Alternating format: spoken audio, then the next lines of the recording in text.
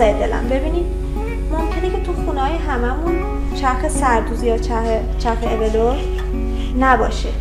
ما قراره که این قسمت و قسمتی که جلوی سجافمون هست و مونتون به قراره که برگرده تا بشه، قراره که این قسمت ها رو تمیز دوزی انجام بدیم. حالا اگر که سردوز داریم که میتونیم خیلی راحت سردوز بزنیم، اما اگر که سردوز نداریم و قراره که با چرخمون زیگزاگ بزنیم، به نظر من زیگزاگ نزنیم و بیاید از نوار اوریب استفاده کنیم. به این روش شما میتونید خیلی راحت گاندوزی بکنید. گاندوزی توی تولیدیا و توی مزونا با پایه گاندوزی دوخته میشه، اما شما تو خونه میتونید خیلی راحت گاندوزی رو انجام بدین بدون پایه. ببینید من نواری که دارم به این شکل خودش تا شده است. من میام اینو از وسط دوباره تا میکنم، یعنی هر دو تا لبه رو میزنم روی هم و اینو به این صورت اتو میزنم که این پرس بشه، من راحت بتونم زیر چرخ بدوزمش.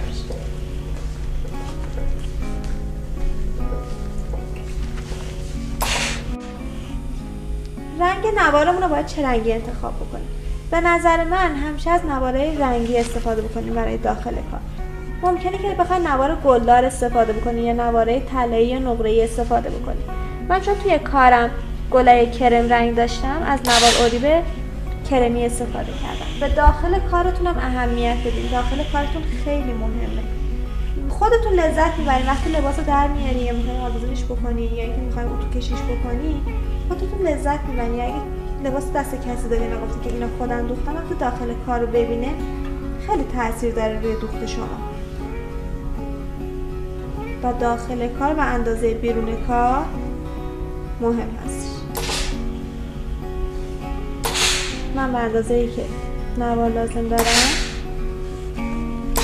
اتو میزنم، یعنی تقریبا 2 تا نوار به اندازه سجافم و 1 نوار برای لبه سجاف پشت یقه. خب خانم قراره که این نوارگان من لبه سجافم بدوزم. به چه شکل؟ این نواری که تا کردم میام لباس هم میذارم مابینش پارچه‌ای که میخوام دوخت کنم لبشو و اینا میبندم، یه مقداری اضافه تر براش میذارم و بعد اونا قیچی میکنم به این شکل.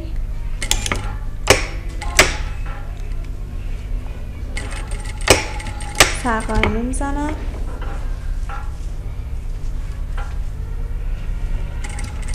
و این یه دوخت نیش.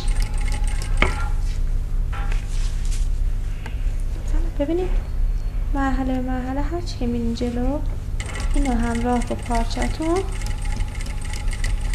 بچرخونیش.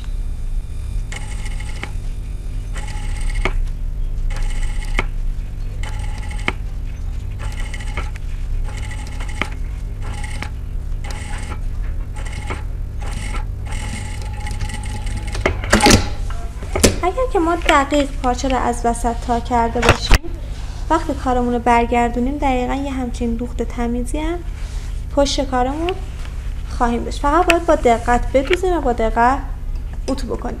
ببینین این کار چقدر قشنگتر و تمیزتر از اینی که شما بخواید با چرختون یه زیگزاگ لبه کارتون بزنین، کشیدگی ایجاد کنه، زشت بشه، چرختون نامنظم بزنه. این کار خیلی راحته و با چرخای حتی چرخای سیاه خونگی هم قابلیت انجام داره. این به این صورت. من لبه سجافمو میذارم روی این نوار اوریبم و مجدد شروع میکنم به دوخت.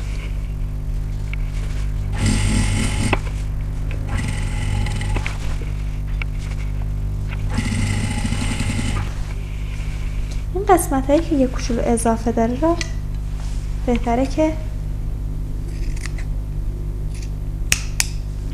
قبل از دوخت قیچی کنید.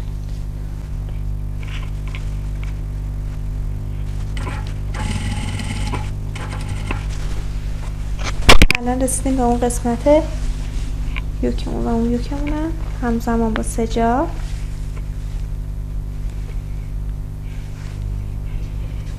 هر جفتشون رو میدیم لایه نه.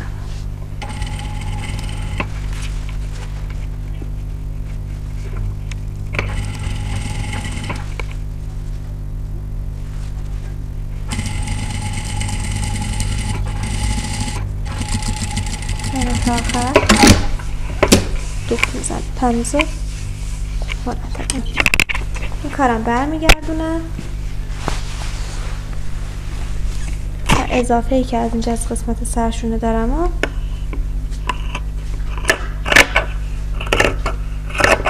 قیچی میکنم. این دیگه لازمش ندارم و اینا دور بریزم.